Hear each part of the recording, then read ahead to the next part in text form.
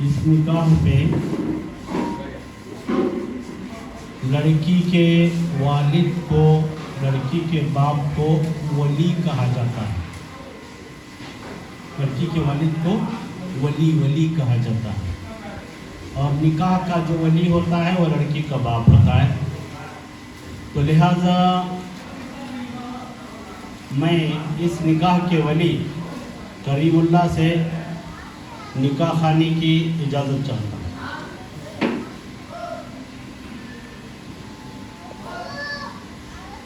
آپ کی اجازت.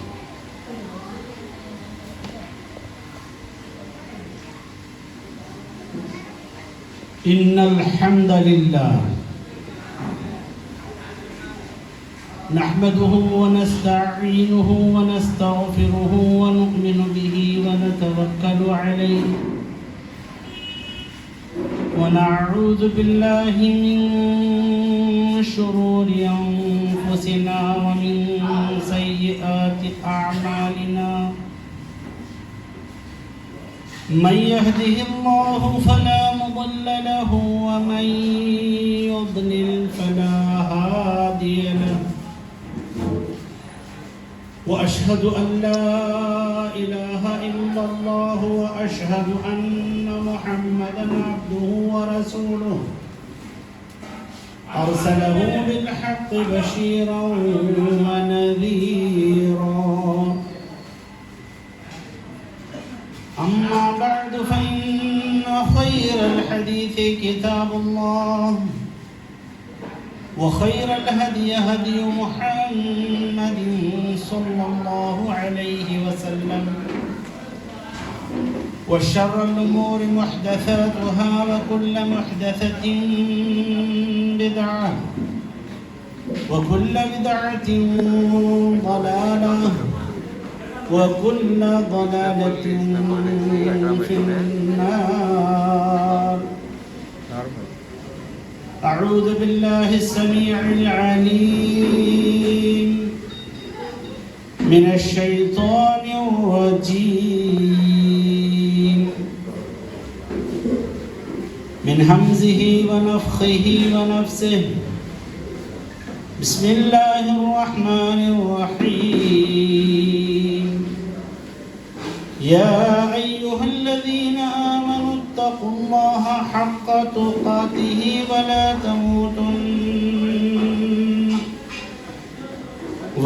تموتن إلا وأنتم مسلمون. يا أيها الناس اتقوا ربكم الذي خلقكم من نفس واحدة وخلق منها زوجها وبث منهما رجالا كثيرا ونساء واتقوا الله الذي تساءلون به والأرحام إن الله كان عليكم رقيبا. يا أيها الذين آمنوا اتقوا الله وقولوا قولا سديدا يصلح لكم أعمالكم ويغفر لكم ذنوبكم ومن يطع الله ورسوله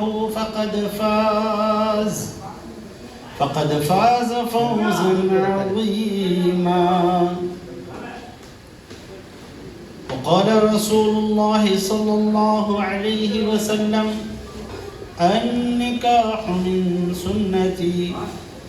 وقال رسول الله صلى الله عليه وسلم فمن رغب عن سنتي فليس مني.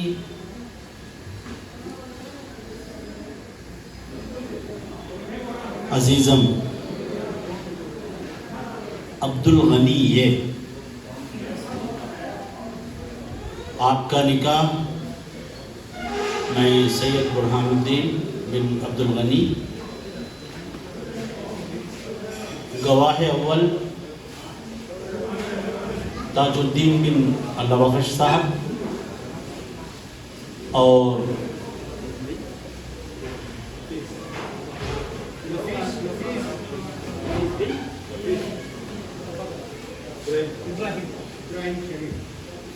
گواہ ثانی نفیس بن ابراہیم شریف صاحب،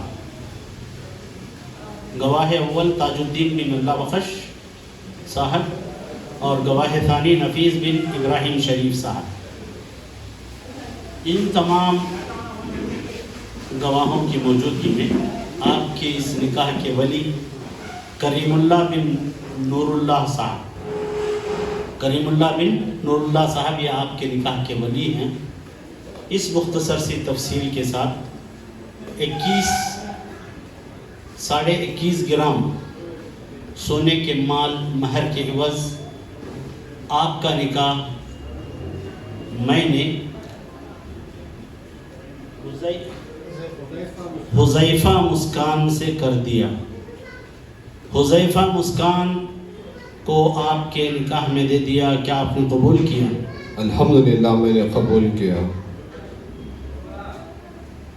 اس نکاح کے ولی کریم اللہ بن نور اللہ رحمہ اللہ اور نفیس بن ابراہیم شریف اور تاج الدین بن اللہ بخش صاحب 21.5 گرام سونے کے مال مہر کے عوض آپ کا نکاح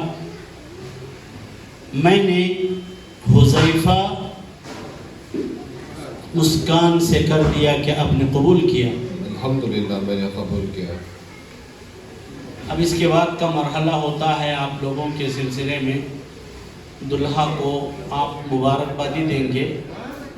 اللہ کے پیارے نبی جناب محمد الرسول اللہ صلی اللہ علیہ وسلم چھوٹی دعا سکھائے ہیں. اس دعا کے اندر ڈھیر سارے معنی ہیں. ان کی زندگی کے لیے ایک بڑا تحفہ ہے، توشہ ہے، اور دلہن کی حق میں ایک بہت بڑا تحفہ اور توشہ ہے. وہی دعا دیتے ہوئے آپ لوگ اس مجلس کا حق ادا کریں. دعا یہ ہے: بارک اللہ لکما وعلیکما وجمع بینکما فی خیر. آمین. تو حاضرین، یہ دعا کیا چیز ہے؟ آپ لوگ جو اپنی زبان سے بولے ہیں، یہ دعا کیا چیز ہے؟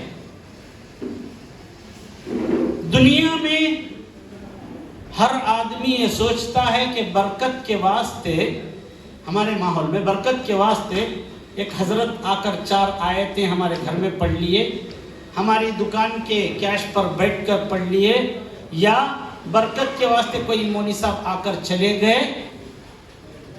یہ تمام خیالات ہیں. لیکن برکت ایک الگ ہی چیز ہے. برکت کیا چیز ہے؟ برکت کے معنی کیا ہیں؟ دوام الخیر. برکت کے معنی کیا ہیں؟ دوام الخیر. ان کی زندگی میں بھلائی کا، یعنی بھلائی بہت دیر تک رہنا. دوام الخیر، بھلائی دیر تک رہنا.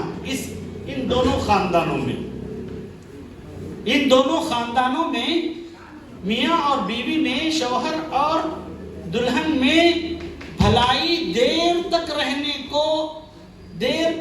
کو برکت کہتے ہیں. مثلا کھانا پکا ہوا ہے 50 آدمی کا، اللہ تعالیٰ نے 150 آدمی کو کھلا دیا. یہ برکت ہے. اس لیے کہ حبیب کبریا جناب محمد رسول اللہ صلی اللہ علیہ وسلم نے ارشاد فرمایا، ایک آدمی کا کھانا 2 کے لیے کافی ہو جاتا ہے، 2 کا 3 کو ہو جاتا ہے. یہ برکت ہے، دوام الخیر. تو یہ برکت کی دعا ہے. اللہ تعالیٰ ان کے اوپر اور ان کی جو بیوی آج بن گئی ہے بچی حذیفہ مسکان، تو ان کے زندگی میں برکت اللہ دیر تک رکھے. آمین. اس کے بعد دوسرا جملہ ہوتا ہے: بارک اللہ لکما وعلیکما وجمع بینکما فی خیر. تم دونوں کو